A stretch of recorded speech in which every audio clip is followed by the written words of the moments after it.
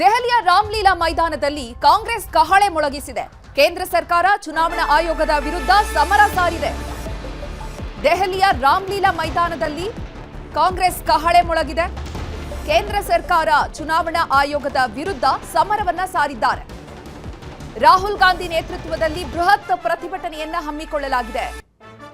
ರಾಹುಲ್ ಗಾಂಧಿ ಪ್ರತಿಭಟನೆಗೆ ಆಳಂದವೂ ಕೂಡ ಆಳಂದ ಘಟನೆ ಏನಿದೆ, ಆಳಂದದಲ್ಲಿ ವೋಟ್ ಚೋರಿ ಪ್ರಕರಣ ಏನಿದೆ ಅದು ಪ್ರಮುಖ ಅಸ್ತ್ರವಾಗಿದೆ.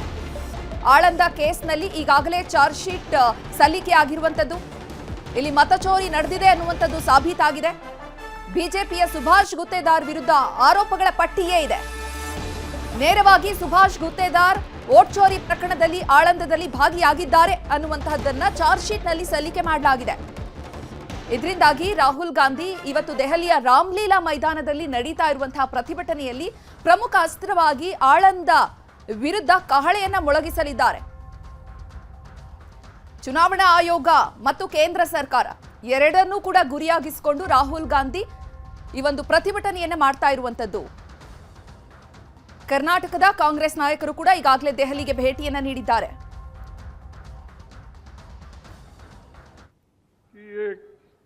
वोट चोरी रैली निकल रही है, बड़े बड़े सभी कन्याकुमारी से कश्मीर लोग आ रहे हैं, वेस्ट बंगाल से लेकर गुजरात तक आ रहे हैं, इनको छोड़ के जाना मुश्किल है। और मैंने कहा कि ये वोट चोरी रैली निकल रही है, बड़े बड़े सभी कन्याकुमारी से कश्मीर लोग आ रहे हैं, वेस्ट बंगाल से लेकर गुजरात तक आ रहे हैं, इनको छोड़ के जाना मुश्किल है। और एक बात मैं कहना चाहता हूं, वो इतना बड़ा इंसान है, मैं तारीफ उनकी करने के लिए यहाँ नहीं ठहरा, लेकिन हमेशा कंपैशन और गरीबों के बारे में सोचने वाले वो व्यक्ति है। तो मैं थोड़ा देर चुप बैठा और मेरा बेटे का 8 घंटे का ऑपरेशन था परसों। तब मैंने सोचा, अरे 8 घंटे का ऑपरेशन है। मेरी पत्नी मुझे फोन की, मेरी बेटी डॉक्टर है, उसने किया, घर के 3-4 लोग फोन किए कि ये बड़ा ऑपरेशन है, आपको आना चाहिए। तो मैंने उनको बोला ठीक है। फिर आखिरी में सोचा, अरे इस देश के लिए बॉर्डर पे जाके ये जवान मरता है अपने मातृभूमि के लिए, और देश के हित में इंदिरा गांधी जी कुर्बान दी, राजीव गांधी जी कुर्बान दिए, और सोनिया गांधी जी सब कुछ त्याग की, और मैं तो अगर ये चुनाव चोरी नहीं है तो क्या है? इनके पास जवाब ही नहीं है। ये जानते हैं कि आज के दिन जनता इनसे नाराज है। देखिए हिले हुए लगते हैं। गांधी जी कहते थे कि सत्य सबसे जरूरी चीज है। हमारे धर्म में सत्य को सबसे जरूरी माना जाता है। आपने सुना होगा सत्यम शिवम सुंदरम, सुना है? हमारे धर्म में कहा जाता है सत्यम शिवम सुंदरम। आपने सत्यमेव जयते भी सुना होगा, सुना है? अरे भाई कांग्रेस के कार्यकर्ता हो, सुना है? अब मोहन भागवत का बयान सुनिए। विश्व सत्य को नहीं शक्ति को देखता है। जिसके पास शक्ति है उसे माना जाता है। यह मोहन भागवत की सोच है। यह विचारधारा आरएसएस की है।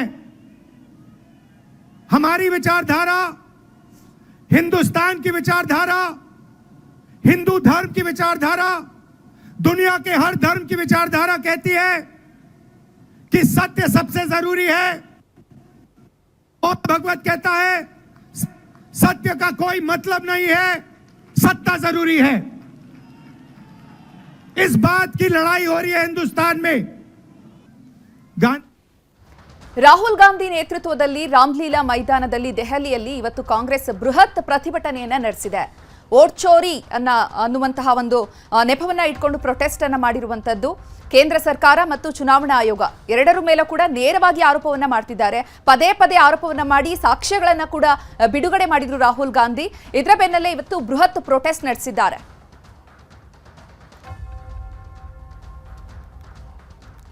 ಇನ್ನು ಈ ಬಗ್ಗೆ ಹೆಚ್ಚಿನ ಮಾಹಿತಿಯನ್ನು ನೀಡೋದಕ್ಕೆ ನಮ್ಮ ಪ್ರತಿನಿಧಿ ಕಾರ್ತಿಕ್ ನೇರ ಸಂಪರ್ಕದಲ್ಲಿ ಜಾಯ್ನ್ ಆಗಿದ್ದಾರೆ. ಕಾರ್ತಿಕ್, ದೆಹಲಿಯ ರಾಮ್ಲೀಲಾ ಮೈದಾನದಲ್ಲಿ ಇವತ್ತು ಕಾಂಗ್ರೆಸ್ ಕಹಳೆಯನ್ನ ಮೊಳಗಿಸಿರುವಂತದ್ದು, ಯಾವೆಲ್ಲ ನಾಯಕರು ಭಾಗಿಯಾಗಿದ್ರು ಕಾರ್ಯಕ್ರಮದಲ್ಲಿ, ಏನೆಲ್ಲ ಹೇಳಿಕೆಗಳನ್ನ ನೀಡಿದ್ರು, ಏನೆಲ್ಲ ಆರೋಪಗಳನ್ನ ಮಾಡಿದ್ರು?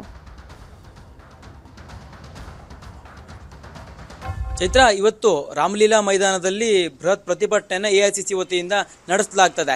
ಈಗಾಗಲೇ ಸಾವಿರಾರು ಸಂಖ್ಯೆಯಲ್ಲಿ ಕಾಂಗ್ರೆಸ್ ಕಾರ್ಯಕರ್ತರು, ಕಾಂಗ್ರೆಸ್ನ ಮುಖಂಡರು ದೇಶದ ಮೂಲೆ ಮೂಲೆಯಿಂದಲೂ ಬಂದು ಜಮಾವಣೆಯಾಗಿ ಅಲ್ಲಿ ಘೋಷಣೆಯನ್ನು ಕೂಡ ಕೂಗ್ತಾ ಇದ್ದಾರೆ. ಜೊತೆಗೆ ಈಗಾಗಲೇ ಪ್ರತಿಭಟನಾಕಾರರನ್ನ ಉದ್ದೇಶಿಸಿ ರಾಹುಲ್ ಗಾಂಧಿ, ಪ್ರಿಯಾಂಕಾ ಗಾಂಧಿ ಹಾಗೂ ಮಲ್ಲಿಕಾರ್ಜುನ್ ಖರ್ಗೆ ಅವರು ಈಗಾಗಲೇ ಭಾಷಣವನ್ನು ಮಾಡಿದ್ದಾರೆ. ಪ್ರಮುಖವಾಗಿ ಇವತ್ತಿನ ಅಜೆಂಡಾ ಏನು ಅಂತಂದ್ರೆ SIR ಇರ್ಬೋದು, ಹಾಗೆ ಚುನಾವಣಾ ಆಯೋಗದ ವಿರುದ್ಧ, ಜೊತೆಗೆ ಕೇಂದ್ರ ಸರ್ಕಾರದ ವಿರುದ್ಧ ಪ್ರತಿಭಟನೆ ಮಾಡ್ತಾ ಇರುವಂತದ್ದು. ಇತ್ತೀಚಿನ ಚುನಾವಣೆಗಳಲ್ಲಿ ಕೇಂದ್ರ ಸರ್ಕಾರ ಮತ್ತು ಚುನಾವಣಾ ಆಯೋಗ ಇಬ್ಬರು ಕೂಡ ಸೇರ್ಕೊಂಡು ಈ ರೀತಿಯ ಒಂದು ಮೋಸವನ್ನು ಮಾಡಲಾಗ್ತಾ ಇದೆ ಅನ್ನುವಂಥ ರೀತಿಯಲ್ಲಿ ಆರೋಪವನ್ನು ಮಾಡ್ತಾ ಇದ್ದಾರೆ. ಜೊತೆಗೆ ಮಹಾರಾಷ್ಟ್ರ ಚುನಾವಣೆಯ ಪ್ರಕ್ರಿಯೆಯಲ್ಲಿ ನಡೆದಂಥ ಲೋಪದೋಷಗಳಿರ್ಬೋದು, ಹಾಗೆ ಬೇರೆ ಬೇರೆ ರಾಜ್ಯಗಳಲ್ಲಿ ಉಂಟಾಗಿರ್ತಕ್ಕಂಥ ಚುನಾವಣಾ ಲೋಪದೋಷಗಳನ್ನು ಉಲ್ಲೇಖಿಸಿ ಪ್ರತಿಭಟನಾಕಾರರನ್ನು ಉದ್ದೇಶಿಸಿ ರಾಹುಲ್ ಗಾಂಧಿ ಸೇರಿದಂತೆ ಪ್ರಿಯಾಂಕಾ ಗಾಂಧಿ ಹಾಗೂ ಮಲ್ಲಿಕಾರ್ಜುನ್ ಖರ್ಗೆ ಅವರು ಭಾಷಣವನ್ನು ಕೂಡ ಮಾಡಿರುವಂಥದ್ದು. ಈಗಾಗಲೇ ಪ್ರಿಯಾಂಕಾ ಗಾಂಧಿ ಅವರು ಮಾಧ್ಯಮಗಳನ್ನು ಸೇರಿದಂತೆ ಕೇಂದ್ರ ಸರ್ಕಾರವನ್ನು ಸಾಕಷ್ಟು ಟೀಕಿಸುವಂತ ಕೆಲಸವನ್ನು ಕೂಡ ಮಾಡಿದ್ದಾರೆ. ಪ್ರಮುಖವಾಗಿ ಪ್ರಿಯಾಂಕಾ ಗಾಂಧಿ ಮಾತನಾಡ್ತಾ ಹೇಳ್ತಾ ಇದ್ರು, ಈ ದೇಶದಲ್ಲಿ ಚುನಾವಣಾ ಆಯೋಗ ಮತ್ತು ಈ ಇನ್ನಿತರ ಸ್ವಾಯತ್ತ ಸಂಸ್ಥೆಗಳನ್ನ ಕೇಂದ್ರ ಸರ್ಕಾರ ದುರುಪಯೋಗ ಪಡಿಸಿಕೊಳ್ತಾ ಇದೆ. ಚುನಾವಣಾ ಆಯೋಗದ ಸಹಾಯದಿಂದಲೇ ಚುನಾವಣೆಯನ್ನ ಗೆಲ್ತಾ ಇದ್ದಾರೆ, ಮೋಸದಿಂದ ಇವರು ಚುನಾವಣೆಯನ್ನ ಗೆಲ್ತಾ ಇದ್ದಾರೆ ಅನ್ನುವಂಥ ಆರೋಪಗಳನ್ನ ಪ್ರಿಯಾಂಕಾ ಗಾಂಧಿ ಮಾಡಿರ್ತಕ್ಕಂಥದ್ದು. ಇದರ ಜೊತೆಗೆ ಇನ್ನೂ ಒಂದು ವಿಚಾರ ಏನಪ್ಪಾ ಅಂತಂದ್ರೆ, ರಾಹುಲ್ ಗಾಂಧಿ ಅವರು ಸತ್ಯಕ್ಕೆ ಜಯ ಆಗೇ ಆಗತ್ತೆ, ಆದರೆ ಇನ್ನಷ್ಟು ಸಮಯಾವಕಾಶ ತೆಗೆದುಕೊಳ್ಳಬಹುದು. ಮಹಾರಾಷ್ಟ್ರದ ಚುನಾವಣೆಯ ಸಂದರ್ಭದಲ್ಲಿ ಏಕಾಏಕಿ ಅಂದರೆ ಈ ಸಂಸತ್ ಚುನಾವಣೆ ವೇಳೆ ಇದ್ದಂಥ ಮತದಾರರ ಸಂಖ್ಯೆಗೂ ನಂತರದಲ್ಲಿ ಅಸೆಂಬ್ಲಿ ಚುನಾವಣೆಯ ಸಂದರ್ಭದಲ್ಲಿ ಇರುವಂಥ ಮತದಾರರ ಏನು ಸಂಖ್ಯೆ ಏನಿತ್ತಲ್ಲ, ಅಲ್ಲಿ ಸಾಕಷ್ಟು ವ್ಯತ್ಯಾಸಗಳಾಯಿತು. ಏಕಾಏಕಿ ಹೆಚ್ಚುವರಿ ಮತದಾರರನ್ನ ಸೇರಿಸುವಂಥ ಕೆಲಸವನ್ನು ಮಾಡಿದ್ರು. ಈ ಎಲ್ಲ ಕುತಂತ್ರದಿಂದಾಗಿ ನಾವು ಸೋಲಬೇಕಾಯಿತು ಅನ್ನುವಂಥ ಒಂದು ಅಂಶವನ್ನು ಕೂಡ ಉಲ್ಲೇಖ ಮಾಡಿ ಈ ಎಲ್ಲ ವಿಚಾರಗಳನ್ನು ಪ್ರತಿಭಟನಾಕಾರರ ಮುಂದೆ ಇಟ್ಟು, ಅಂದರೆ ಈ ಎಲ್ಲ ಒಂದು ಅಂಶಗಳ ಕಾರಣಕ್ಕಾಗಿ ಬಿಜೆಪಿ ಗೆಲುವನ್ನು ಸಾಧಿಸ್ತಾ ಇದೆ ಅನ್ನುವಂಥ ಆರೋಪಗಳನ್ನು ಕೂಡ ಮಾಡಿರತಕ್ಕಂಥದ್ದು. ಜೊತೆಗೆ ಪ್ರಮುಖವಾಗಿ ಚೈತ್ರ ಇಲ್ಲಿ ಗಮನಿಸಬೇಕು, ಈಗಾಗಲೇ ದೇಶದ ಮೂಲೆ ಮೂಲೆಯಿಂದಲೂ ಈ ಒಂದು ವೋಟ್ ಚೋರಿಗೆ ಸಂಬಂಧಪಟ್ಟಂತೆ ಸಾಕಷ್ಟು ಅಭಿಯಾನವನ್ನು ಮಾಡಲಾಗಿತ್ತು. ಆ ಒಂದು ಅಭಿಯಾನದ ಸಂದರ್ಭದಲ್ಲಿ ಈ ವೋಟ್ ಚೋರಿಗೆ ಸಂಬಂಧಪಟ್ಟಂತೆ ಸಹಿಯನ್ನು ಕೂಡ ಸಂಗ್ರಹಿಸಲಾಗಿತ್ತು. ಆ ಒಂದು ಸಹಿ ಸಂಗ್ರಹಿಸಿದಂತಹ ಎಲ್ಲವನ್ನು ಕೂಡ ಡಿಜಿಟಲ್ ಮೂಲಕವಾಗಿ ರಾಷ್ಟ್ರಪತಿ ಅವರಿಗೆ ಮನವಿಯನ್ನು ಕೂಡ ಕೊಡಲಿಕ್ಕಿದ್ದಾರೆ. ಇವತ್ತಿನ ಪ್ರತಿಭಟನೆಯಲ್ಲಿ ನೇರವಾಗಿ ಕೇಂದ್ರ ಸರ್ಕಾರದ ವಿರುದ್ಧ ಹಾಗೂ ಮೋದಿ, ಅಮಿತ್ ಶಾ ವಿರುದ್ಧ ಕಾಂಗ್ರೆಸ್ ನಾಯಕರು ಹರಿದಾಯ್ದಿರುವಂಥದ್ದು. ರಾಮಲೀಲಾ ಮೈದಾನದಲ್ಲಿ ಸೇರಿರ್ತಕ್ಕಂಥ ಜನಸ್ತೋಮದ ನಡುವೆ ಕಾಂಗ್ರೆಸ್ನ ನಾಯಕರು ಸಾಕಷ್ಟು ರೀತಿಯಲ್ಲಿ ಆಕ್ರೋಶಗಳನ್ನು ಹೊರಹಾಕಿದ್ರು. ಮೋದಿ ಮತ್ತು ಅಮಿತ್ ಶಾ ವಿರುದ್ಧ ಸಾಕಷ್ಟು ಆರೋಪಗಳನ್ನು ಮಾಡಿದ್ರು. ಚುನಾವಣಾ ಆಯೋಗವು ಕೂಡ ಕಾಂಗ್ರೆಸ್ನ ವಿರುದ್ಧವಾಗಿದೆ, ಹಾಗೆ ಬಿಜೆಪಿಯ ಪರವಾಗಿದೆ ಅನ್ನುವಂಥ ರೀತಿಯಲ್ಲಿ ಏಕವಚನದಲ್ಲಿಯೂ ಕೂಡ ಇವತ್ತು ವಾಗ್ದಾಳಿಗಳನ್ನು ಮಾಡಿರುವಂಥದ್ದು. ಚೈತ್ರ.